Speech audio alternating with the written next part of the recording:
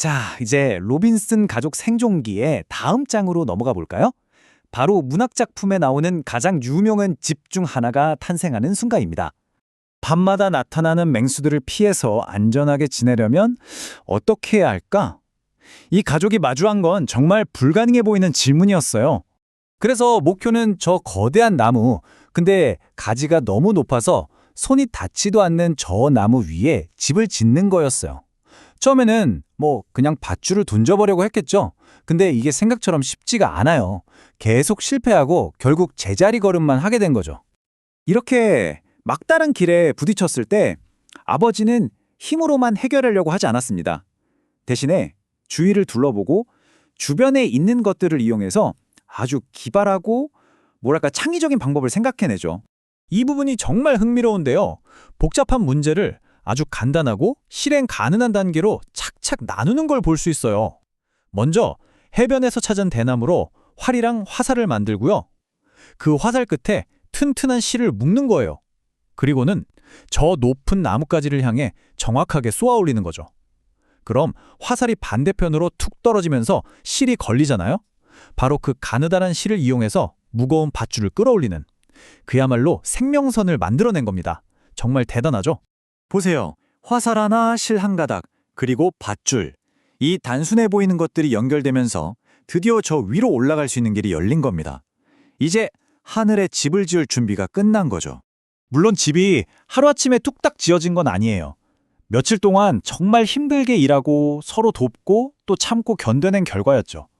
첫째 날에는 겨우 만든 밧줄 사다리를 걸고, 둘째 날에는 아버지와 프리츠가 불필요한 가지들을 쳐내고 널빤지로 바닥을 깔기 시작합니다.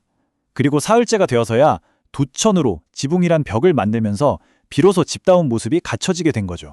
이 장면이 바로 그 모든 고생에 대한 보상을 아주 극명하게 보여줍니다. 이전에는 어땠어요? 땅 위에서 밤마다 정체모를 위험에 떨고 있었잖아요. 하지만 이제는 하늘에 떠 있는 요새, 그 안에서 완벽하게 안전해진 겁니다. 그 불안감이 안도감으로 바뀌는 정말 극적인 전환이죠. 밤이 되면 어떻게 했을까요? 사다리 맨 아랫부분을 풀어서 위로 쫙 끌어올리는 거예요. 이러면 정말 아무도 올라올 수가 없겠죠? 말 그대로 난공불락의 요새가 되는 셈입니다. 이렇게 완성된 공중궁전, 가족들은 이곳에 팔콘 네스트, 즉 매의 둥지라는 멋진 이름을 붙여줍니다. 하지만 여러분, 물리적인 집을 완성한 건 이야기의 시작일 뿐이었어요. 진짜 중요한 과제는 이제부터 시작됩니다. 힘든 육체 노동이 끝나고 마침 안식일이 찾아왔습니다. 이제 몸을 쉬면서 지금까지 했던 이 모든 노동이 어떤 의미를 갖는지 그 본질에 대해 생각해 볼 시간이 온 거죠. 이때 아버지가 아이들에게 하나의 비유를 들려줘요. 바로 한 위대한 왕과 그의 백성들에 대한 이야기인데요. 이게 마치 새로운 땅을 일구게 된 자신들의 상황과 똑 닮아 있는 거죠. 여기서 위대한 왕은 신을, 지상의 거처는 우리의 삶을, 그리고 땅을 경작하는 건 덕을 쌓으며 살아가는 것을 의미합니다. 그리고 아버지는 이 비유의 교훈을 아들들에게 직접적으로 연결시켜 설명해 줍니다.